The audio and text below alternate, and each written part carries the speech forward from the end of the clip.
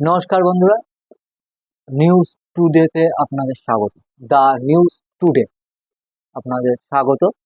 আজকে একটু অন্য ধরনের ভিডিও হতে চলেছে, আপনারা শেষ পর্যন্ত দেখবেন। আজকে দেখাবো যে বিভেদ কি কি আছে, মানে ইন্ডিয়া আর ভারতের মধ্যে, ইন্ডিয়া আর পাকিস্তানের মধ্যে যদি যুদ্ধ হয় তাহলে জেতার আশঙ্কাটা কার বেশি এবং কার কাছে কি আছে সেটা নিয়ে টোটাল বিশ্লেষণ করবো। চলুন শুরু করা যাক আজকের ভিডিও। তো প্রথমে চোখ রাখবো যে সেনা, টোটাল যে সেনা থাকে না, ভারত এবং পাকিস্তান দুজনের কাছেই টোটাল সেনা আছে, তো তাতে টোটাল যে সেনা, তাদের সেনার সংখ্যা কত সেটা আগে প্রথমে চোখ রাখবো। টোটাল সেনার সংখ্যা হচ্ছে ভারতের ক্ষেত্রে 14,55,550, 14,55,550। সেই জায়গায় দাঁড়িয়ে পাকিস্তানের 6,54,000। বুঝতে পারছি পাকিস্তান কোথায় আর ইন্ডিয়া কোথায়, এটা টোটাল সেনা গেল। এবার আসবো টোটাল সেনা থেকে আধা সেনা, প্রত্যেকেরই আছে আধা সেনা। সেখানে দাঁড়িয়ে ভারতের 25,27,000 আধা সেনা, আধা সামরিক বাহিনী যাদেরকে বলা হয়। আর পাকিস্তানের ক্ষেত্রে রয়েছে মাত্র 5 লক্ষ, মাত্র 5 লক্ষ। তারপরে আসবো কি, যে সংরক্ষিত বা রিজার্ভ বাহিনী বলা হয়। ভারতের রিজার্ভ বাহিনী কত, পাকিস্তানের কত, সমস্ত কিছুতেই আসবো আমরা। ভারতের রিজার্ভ বাহিনী রয়েছে 11,55,000, 11,55,000 হচ্ছে ভারত। আর সেই জায়গায় দাঁড়িয়ে পাকিস্তানের রয়েছে মাত্র 5,50,000, মানে ভারতের অর্ধেক। ওদের যদি দেখা যায় টোটাল মিলিয়ে 11 লক্ষর কাছাকাছি ওদের সেনা হবে, সব মিলিয়ে যদি আমি রিজার্ভ ধরি টোটাল 11 লক্ষর কাছে। সেই জায়গায় আমাদের যেগুলো রিজার্ভে আছে 11 লক্ষ, ওদের সমান।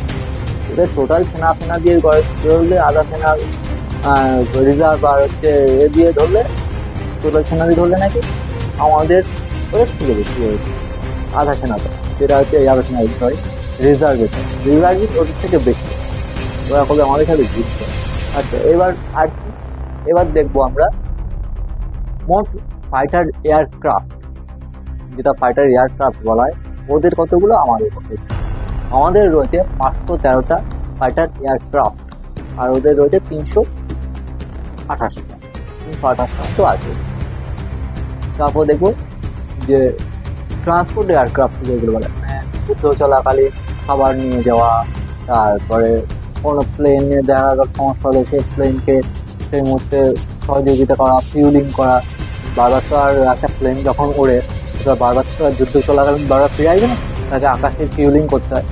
সেই ফিউলিং করার জন্য যে এয়ারক্রাফট হয়, এয়ারক্রাফট যে কেরিয়ার যেগুলো বলা হয়, ট্রান্সপোর্ট এয়ারক্রাফট বলা হয়, সেটা কত, ভারতের আছে 270টা, আর পাকিস্তানের আছে মাত্র 64টা। এবার দেখবো ভারতের মোট যুদ্ধ বিমান কতগুলো আছে, সেটা দেখা যাবে। আমার এই পাশে দেখতেই পাচ্ছেন টোটাল রয়েছে যুদ্ধ বিমান, পাকিস্তানের যুদ্ধ হয় 90টা, আর ভারতের রয়েছে 130। এরা আমার সাথে যুদ্ধ করছে। তারপর দেখবো মোট হেলিকপ্টার, দুই দেশেরই আছে হেলিকপ্টার। এবার সেই জায়গায় দেখা যায় যে মোট হেলিকপ্টার কতগুলো আছে। ভারতের আছে 899টা, সেই জায়গায় দাঁড়িয়ে পাকিস্তানের আছে 373টা মাত্র। আমাদের থেকে প্রায় 3 গুণ কমই হতে গেল, অ্যাপ্রক্স 3 গুণ কম। এবার দেখবো পাকিস্তান এবং ভারতের অ্যাটাক হেলিকপ্টার কতগুলো আছে। ভারতের অ্যাটাক হেলিকপ্টার রয়েছে 4201টা। আমাদের চিনুক হেলিকপ্টার আছে, অ্যাপাচি হেলিকপ্টার আছে, প্রচুর আছে আমাদের। ওদের কতগুলো আছে জানি না, তো যাই হোক হেলিকপ্টারের ক্ষেত্রে দেখা যাক কতগুলো আছে। 4201টা হচ্ছে ভারতের, আর পাকিস্তানের রয়েছে 2657, 2657। এবার আসবো আর্টিলারি গান, যেটা পাহাড়ের ক্ষেত্রে খুবই ইম্পর্টেন্ট। আর্টিলারি গান, পাহাড় বলুন, সমতল বলুন, যে কোনো জায়গায়, এগুলো খুবই ইম্পর্টেন্ট। সেই ইম্পর্টেন্ট জিনিস ভারতের কতগুলো আছে আর পাকিস্তানের কতগুলো আছে দেখা যাক। ভারতের আছে ৩,৯৭৫টা আর্টিলারি গান। ভারতের আর্টিলারি গান আছে ৩,৯৭৫টা, আর পাকিস্তানের আছে ২,৬29টা, ২,৬29। মোট যুদ্ধ জাহাজ, জাহাজে করে যুদ্ধ করা হয় যেগুলো, এই জাহাজ, যুদ্ধ জাহাজ তাহলে কতগুলো থাকছে চলো দেখি। ভারতের টোটাল যুদ্ধ জাহাজ আছে ২৯৩টা, সেই জায়গায় দাঁড়িয়ে পাকিস্তানে ১২১টা। হ্যাঁ, মাত্র ১২১টা। আর কোথায় ভারতের ২৯৩।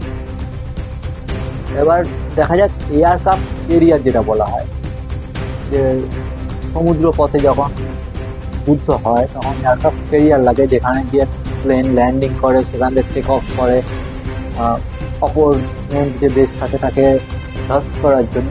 সেই জায়গায় দাঁড়িয়ে ভারতের এয়ারক্রাফট ক্যারিয়ার আছে দুটো।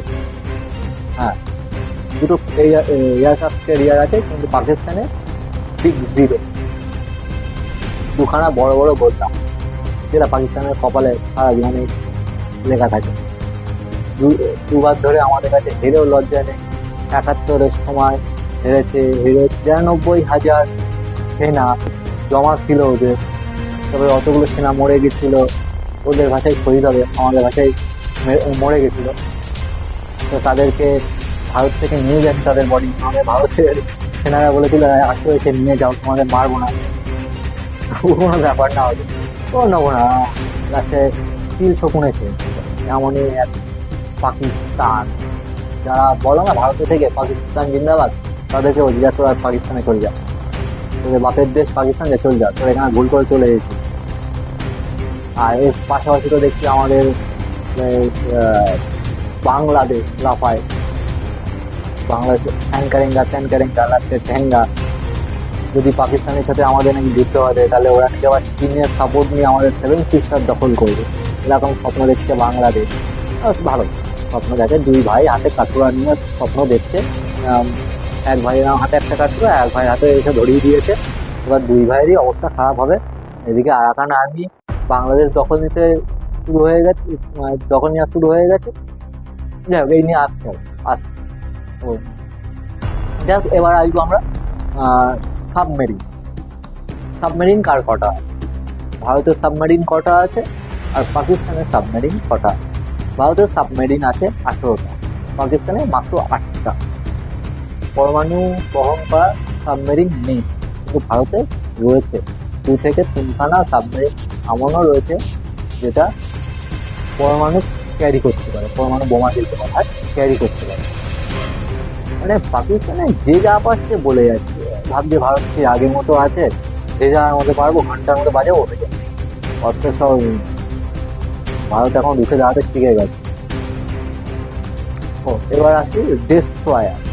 ডেস্ট্রয়ার আছে কি জানেন আপনারা? ফ্রিগেট, ডেস্ট্রয়ার, এটা যখন যুদ্ধ জাহাজ যায় তার সাথে অনেকগুলো ফ্রিগেট থাকে, ডেস্ট্রয়ার থাকে, জানেন? তো সেই ডেস্ট্রয়ার ভারতের রয়েছে 13খানা।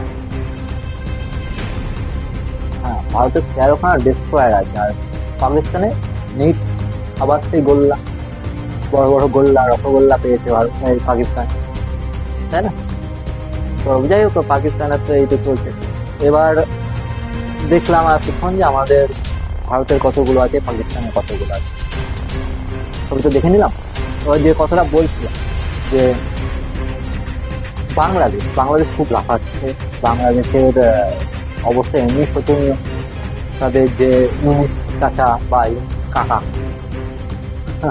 ইউনিস কাকা এসে পুরো সর্বনাশ করে ছেড়ে দিয়েছে। এসে পুরো জামাতি সরকার পুরো বাস দিয়ে রেখে দিয়ে আমার পাকিস্তানের প্রতি প্রীতি প্রেম ভালোবাসা দেখাচ্ছে।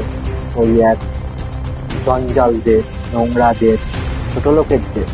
আর যদি খারাপ খারাপ কিছু থাকে সেসব দেশ পাকিস্তান, যাদের লাজ লজ্জা ঘেন্না কিছুই নেই, নিজেদের ভিতরকার ঝামেলা মেটাতে পারছে না। আবার ভারতের প্রতি বলছে যে আমরা যুদ্ধ করব, জল যদি না দেয় যুদ্ধ করব।